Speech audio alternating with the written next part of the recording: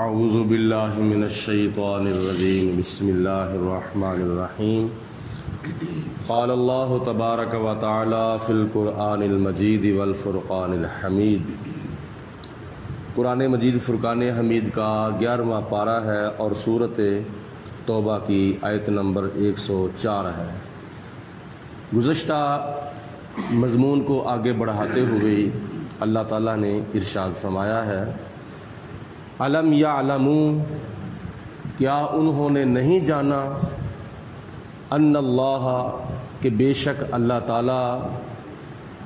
ہوا یقبل التوبۃ،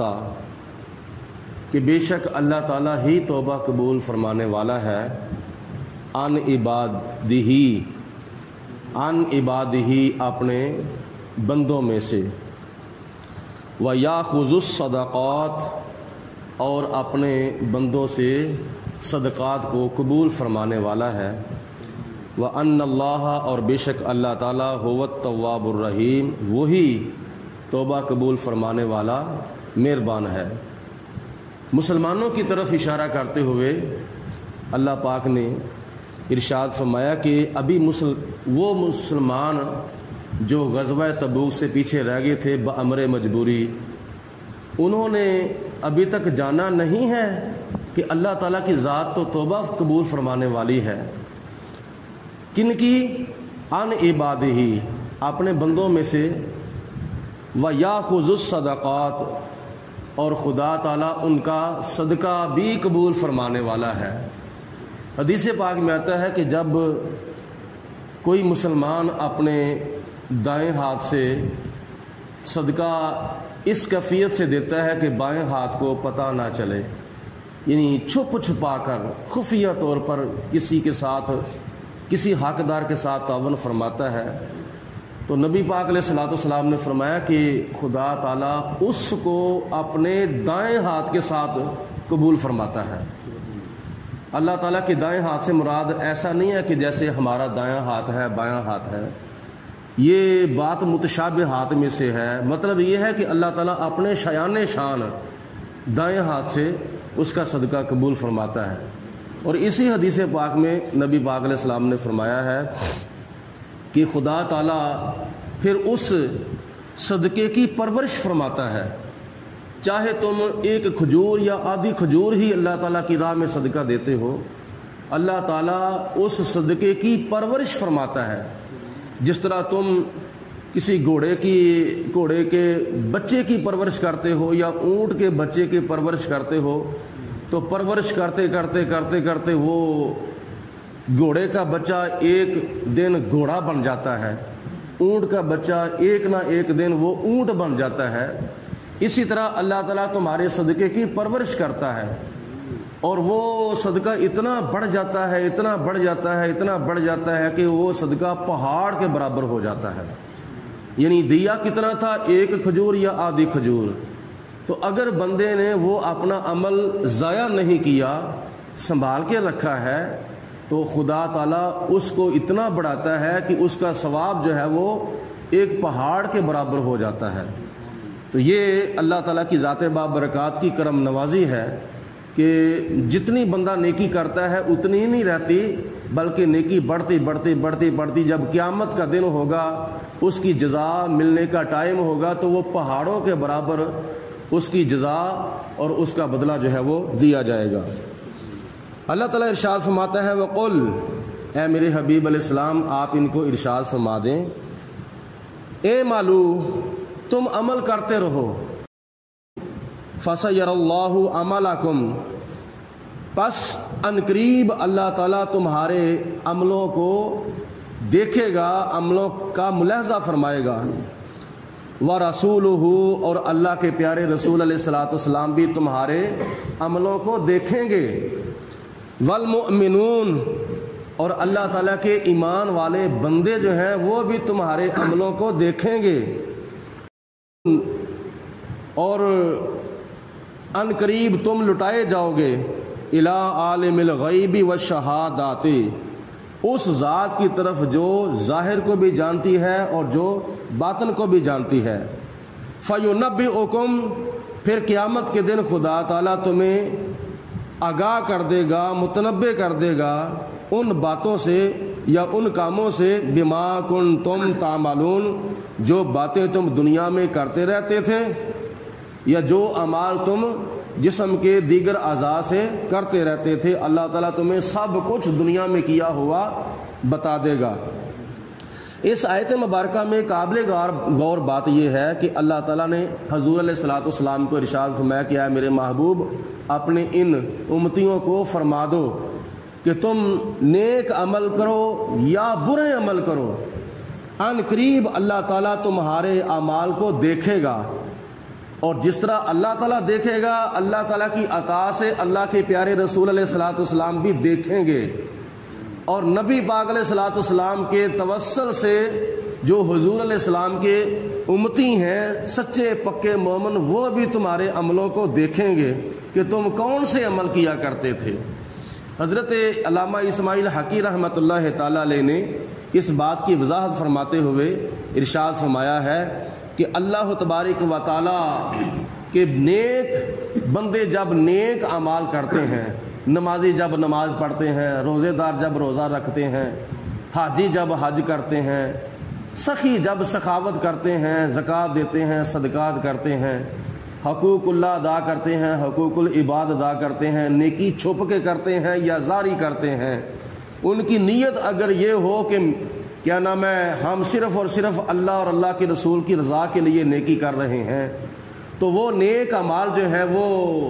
اللہ تعالیٰ کی ذات کی طرف بلند ہوتے ہیں، خدا کی طرف وہ نیک اعمال بلند ہوتے ہیں، حتیٰ کہ خدا کی بارگاہ میں وہ نیک اعمال پیش کیے جاتے ہیں۔ اللہ تعالیٰ ان نیک عملوں کو اپنے نور الوہیت کے ساتھ دیکھتا ہے، نور الوہیت کے ساتھ ان نیک عملوں کو دیکھتا ہے، اور نبی کریم علیہ الصلوۃ والسلام اپنے نور نبوت سے ان نیک عملوں کو دیکھتے ہیں،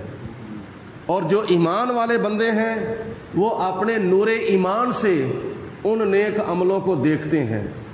اور ایک حدیث پاک میں یہ آتا ہے کہ جب نیک اعمال دنیا سے گئے ہوئے لوگوں کے پاس جاتے ہیں، اگر وہ نیک عمل ہوتے ہیں تو وہ نیک بندے اللہ تعالیٰ کے جو دنیا سے چلے گئے ہیں، وہ جب اپنے تعلق داروں کے، اپنے رشتہ داروں کے نیک عملوں کو دیکھتے ہیں تو وہ خوش ہوتے ہیں کہ اللہ پاک کی ذات بابرکات نے ہمارے رشتہ داروں کو، ہمارے تعلق داروں کو نیک عمل کرنے کی توفیق دی ہے۔ ان کے نیک عملوں کو دیکھ کر فوت شدہ افراد جو ہیں وہ خوش ہوتے ہیں۔ اگر خدا نہ خواستہ برے عمل ان کے پاس جاتے ہیں، برے عملوں کو دیکھتے ہیں، تو پھر وہ دعا کرتے ہیں اللہ تعالیٰ کی بارگاہ میں، وہ فوت شدگان اللہ کی بارگاہ میں دعا کرتے ہیں، یا اللہ پاک جس طرح تو نے ہمیں ہدایت عطا فرمائی تھی، ہمارے ان رشتہ داروں کو، تعلق داروں کو بھی ہدایت عطا فرما جو برے عمل کر رہے ہیں۔ تو وہ فوت شدگان ان زندہ لوگوں کے لیے دعا کرتے ہیں جو نیک عمل نہیں کرتے بلکہ اللہ رسول کے ناپسندیدہ عمل کرتے ہیں، ان کے حق میں فوت شدگان دعا کرتے ہیں۔ تو اس لیے اللہ بھی دیکھتا ہے، اللہ کے پیارے رسول علیہ السلام بھی تمہارے عملوں کو دیکھتے ہیں، اور ایمان والے لوگ اپنے نور ایمان سے دیکھتے ہیں۔ اور پھر ایک وقت ایسا آئے گا وَسَتُرَدُّونَ إِلَىٰ عَالِمِ الْغَيْبِ وَالشَّهَادَةِ، قیامت کا دن جب ہوگا تمہیں اپنی قبروں سے اٹھایا جائے گا اور پھر تمہیں لٹایا جائے گا اس ذات کی طرف جو غیب کو بھی جانتی ہے اور جو ظاہر کو بھی جانتی ہے۔ اور پھر خدا تعالیٰ بندے کو بتا دے گا فَيُنَبِّئُكُم بِمَا كُنتُمْ تَعْمَلُونَ، کہ تم دنیا میں کیا کیا کرتے تھے۔ آج تو ہم کیا نام ہے برا عمل کر کے یا کوئی برائی کر کے بھول جاتے ہیں نا، کوئی گناہ کر کے بھول جاتے ہیں، لیکن اللہ پاک قیامت کے دن سب کچھ یاد کرا دے گا تو نے فلاں وقت میں اور فلاں جگہ پر یہ برا عمل کیا تھا، یہ کیا تھا، یہ کیا تھا۔ وَآخَرُونَ مُرْجَوْنَ، اور کچھ غزوہ تبوک کے اوپر جانے سے کچھ وہ لوگ ہیں جو بامر مجبوری رہ چکے تھے، ان میں سے وہ 10 صحابہ کرام تھے، تفسیروں میں آتا ہے وہ 10 صحابہ کرام تھے، جیسا کہ کل آپ نے اشارہ سنا تھا کہ انہوں نے ان میں سے 7 صحابہ کرام نے مسجد نبوی کے اندر اپنے آپ کو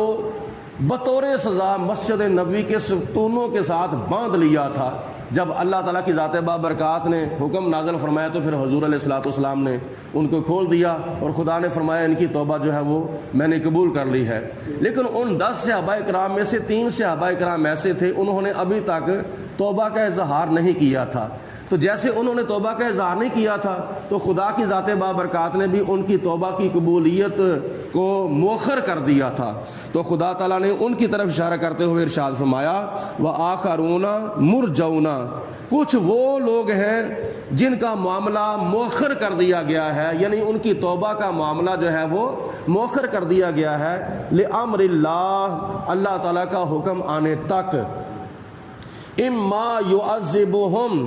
اللہ تعالیٰ چاہے تو ان کو عذاب دے، وَإِمَّا يَتُوبُ عَلَيْهِمْ، اور اللہ پاک چاہے تو ان کی توبہ کو قبول فرما لے۔ مطلب یہ ہے کہ اگر وہ توبہ نہیں کریں گے تو اللہ تعالیٰ ان کو عذاب دے گا، اگر وہ توبہ کر لیں گے تو خدا تعالیٰ ان کی توبہ کو قبول فرمائے گا اور ان کو معاف فرمائے گا۔ واللہ علیم حکیم، اور اللہ تعالیٰ بے حد جاننے والا بھی ہے اور بے حد حکمتوں والا بھی ہے۔ ان 3 آیات بینات میں سے اللہ تعالیٰ کی ذات بابرکات نے پہلی آیت میں ارشاد فرمایا ہے کہ کیا ان لوگوں نے ابھی تک جانا نہیں ہے کہ خدا تعالیٰ تو ان کی توبہ قبول فرمانے والا ہے۔ ہمارے لیے اس میں سبق یہ ہے کہ سارے گناہ جو ہیں وہ توبہ سے معاف نہیں ہوتے، گناہوں کی مختلف قسمیں ہوتی ہیں اور ان کی توبہ کا جو طریقہ ہے وہ بھی مختلف ہے۔ کچھ وہ گناہ ہیں صغیرہ گناہ، مثلا وہ صغیرہ گناہ ایسے ہیں کہ اللہ تعالیٰ بغیر توبہ کے معاف فرما دیتا ہے، جیسا کہ خدا تعالیٰ نے قرآن پاک میں ایک مقام پہ ارشاد فرمایا ان تجتنبوا کبائر، اگر تم کبیرہ گناہوں سے بچو گے، ما تنہون عنہ نکفر، جن سے تمہیں منع کیا گیا ہے،